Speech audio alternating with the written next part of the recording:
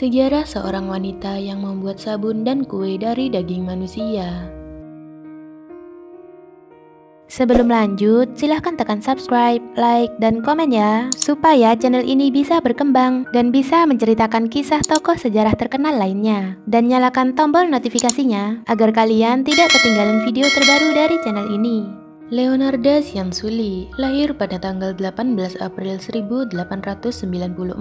Dikatakan masa kecilnya sangat tidak bahagia. Ibunya telah diperkosa oleh seorang pria yang bernama Mariano dan kemudian dipaksa untuk menikah dengan pria itu karena hamil. Ibunya dikatakan bersifat kasar secara emosional yang menyebabkan Leonarda mencoba bunuh diri 2 kali di masa mudanya. Pada tahun 1917 ketika Leonarda berusia 22 tahun, dia menikah dengan Rafael Pansardi, seorang pegawai kantor pendaftaran. Saat itu, orang tua Leonarda berencana agar ia tidak menikah dengan pria itu, sehingga mereka tidak merestui pernikahannya dengan Rafael. Setelah itu, Leonarda mengklaim bahwa ibunya telah mengutuk mereka. Pasangan itu tetap menikah dan kemudian pindah ke kampung halaman di Lauria pada tahun 1921.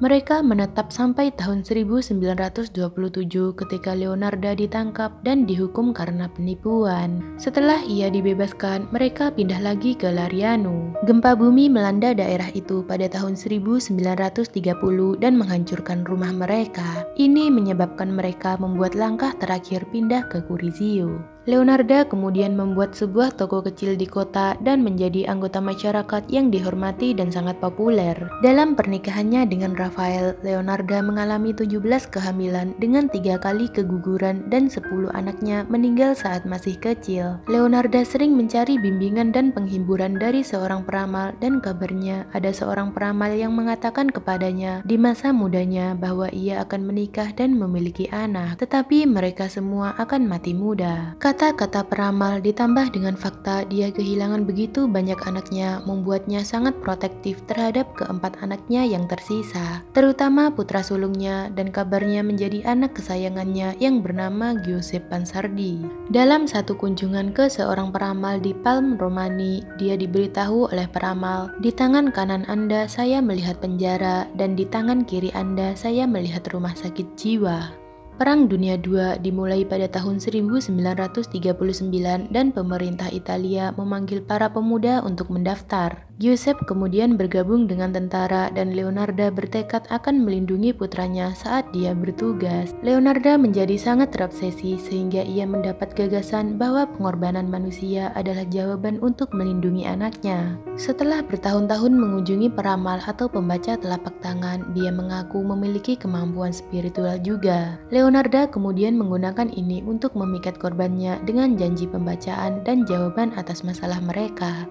Korban pertamanya adalah seorang perawan tua lokal yang bernama Faustina Setti. Dia datang ke Leonarda untuk meminta bantuan mencari suami. Di dalam ramalan itu, Leonarda berkata bahwa ada seorang pria di Pola yang sedang menunggunya, tetapi dia tidak boleh memberitahu siapapun. Dia membujuk Setti untuk menulis surat dan kartu pos kepada kerabat dan teman-temannya dan meyakinkan mereka bahwa dia baik-baik saja saat pergi dan akan memberitahunya bahwa mereka akan dikirim ketika dia tiba di Pola. Sebelum keberangkatannya, Setti melakukan kunjungan terakhir ke rumah Leonarda. Dia diundang masuk dan diberi segelas anggur yang telah dicampur obat bius. Begitu dia tidak sadarkan diri, Leonarda mengambil kapak dan membunuhnya. Ia kemudian menyeret tubuh Setti ke lemari. Leonarda menggambarkan apa yang dia lakukan pada tubuh Setti dengan detail suram dalam bukunya yang diberi judul Pengakuan Jiwa yang Terluka.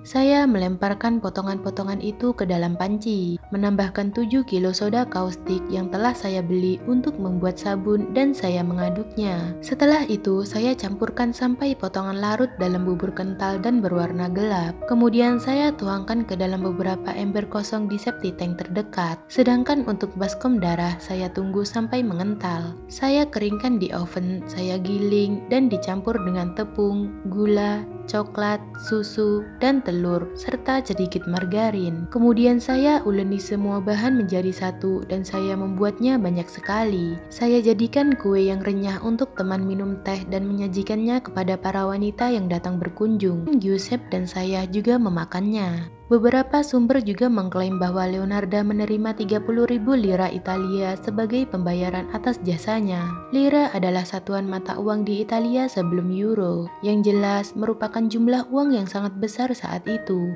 Pembunuhan Leonarda berikutnya dispekulasikan terjadi pada tanggal 5 September 1945. Saat itu, Clementina Soavi mencari Leonarda untuk bimbingan spiritual dan menanyakan masalah karirnya. Leonarda mengaku telah menemukannya saat dia bekerja di sebuah sekolah untuk anak perempuan di Piacenza. Soavi juga dibujuk untuk menulis kartu pos dan surat kepada teman dan kerabat dan memberitahu mereka rencananya. Soavi datang mengunjungi Leonarda sebelum pergi dan ia diberi anggur yang sudah dicampuri obat bius. Setelah itu, Soavi juga dibunuh dengan kapak. Tubuh Soavi diberi perlakuan yang sama seperti tubuh Seti. Leonarda kembali memperoleh keuntungan finansial dari Soavi setelah membunuhnya, karena ia memperoleh 3.000 lira Italia sebelum Soavi meninggal. Korban terakhir Leonarda adalah Virginia Sasiopo, seorang mantan penyanyi sopran yang konon pernah bernyanyi di Laskala. Leonarda mengaku telah menemukan pekerjaan untuk Sasiopo di Impressio Florence. Sama seperti para korban lainnya, Sasiopo diperintahkan untuk tidak memberitahu siapapun tentang peristiwa tersebut di waktu perjalanannya. Dia setuju dan pada tanggal 30 September 1940, ia melakukan kunjungan terakhirnya ke Leonarda sebelum berangkat. Pembunuhan dan perawatan tubuh diperlakukan sama seperti korban lainnya, tetapi kali ini Leonarda membuat sabun dari sisa-sisa. Ketika ditanya tentang hal ini, dia berkata sebagai berikut.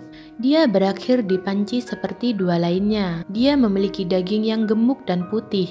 Setelah meleleh, saya menambahkan sebotol kolon dan setelah lama mendidih, saya bisa membuat sabun krim yang paling bisa diterima. Saya memberikan kepada tetangga dan kenalan. Kue-kuenya juga lebih enak. Wanita itu benar-benar manis. Leonarda menghasilkan uang dengan total 50.000 lira Italia dan membuat berbagai perhiasan mahal dari Sasiopo sebelum kematiannya. Adik ipar Sasiopo semakin curiga dengan kepergiannya, terutama sejak Sasiopo terakhir terlihat masuk ke rumah Leonarda. Ketakutannya itu kemudian ia laporkan kepada inspektur polisi di Reggio Emilia. Investigasi dibuka dan mengarah ke Leonarda karena dia adalah orang terakhir yang melihat Sasiopo. Ia segera ditangkap dan pada awalnya membantah melakukan kesalahan. Tetapi ketika 3 polisi mengalihkan perhatian mereka ke Giuseppe Pansardi, putra kesayangannya sebagai tersangka, Leonarda dengan cepat mengaku dengan sangat rinci tentang apa yang terjadi pada ketiga wanita itu untuk menyelamatkan putranya dari kejahatan apapun. Leonarda muncul di pengadilan di Reggio Emilia pada tahun 1946.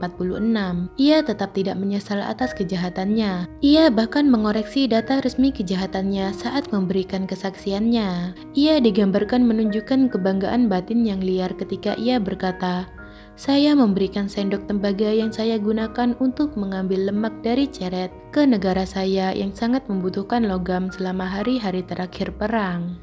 Persidangan berlangsung selama beberapa hari dan akhirnya Leonarda dijatuhi hukuman 30 tahun penjara dan 3 tahun di rumah sakit jiwa. Saat menjalani hukumannya, Leonarda meninggal karena serangan otak di rumah sakit jiwa wanita di Pozzuoli pada tanggal 15 Oktober 1970 pada usia 79 tahun. Sejak kematiannya, beberapa artefak dari kasus tersebut telah dipajang di Museum Kriminologi di Roma. Pameran tersebut termasuk wajan di mana para korban direbus dan beberapa kapak yang dia gunakan untuk membunuh korbannya. Terima kasih buat yang sudah menonton. Kalau kalian suka dengan video ini, silahkan tekan subscribe, like, dan komen ya. Dan komen di bawah pendapat kalian tentang video ini, supaya kita bisa sama-sama belajar. See you the next video.